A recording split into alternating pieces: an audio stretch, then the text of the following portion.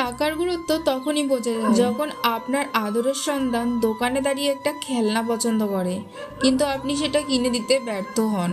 টাকার গুরুত্ব তখনই বোঝা যায় যখন কোনো অনুষ্ঠানে গিয়ে দেখেন শুধুমাত্র অর্থনৈতিক দৈন্যতার কারণে আপনারই কম গুরুত্ব দেওয়া হচ্ছে। টাকার গুরুত্ব তখনই বোঝা যায় যখন শ্বশুরবাড়ি গিয়ে বুঝতে পারবেন আপনার তুলনায় অন্য জামাইকে বেশি আদর আপ্যায়ন করা হচ্ছে কারণ সে ধনী।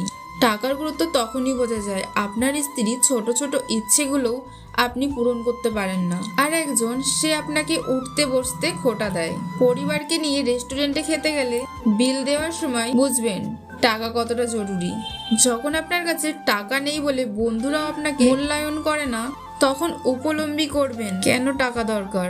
যখন দেখবেন আপনার টাকা নেই তখন আপন আত্মীয় স্বজনরাও দূরত্ব বজায় রেখে চলে, তখন বুঝতে পারবে টাকাটা কি জিনিস। আজ টাকাটা থাকলে আপন মানুষরাও গুরুত্ব দিত। বিপদের সময় দেখবেন আপনার টাকা কম বলে কেউ আপনার পাশে থাকবে না, আপনার প্রতিও সহানুভূতি দেখায় না। তখন সত্যিকারের অর্থ বুঝবেন টাকার প্রয়োজনীয়তা। টাকার অভাবই মানুষকে শেখায়, তাই নিজেকে অবস্থান শক্তিশালী করতে হলে টাকা কামাতে শিখুন, কারণ জীবনে 80% সমস্যার সমাধানই টাকা দিয়েই সম্ভব। তাই বলছি টাকা কামাই করতে শিখুন।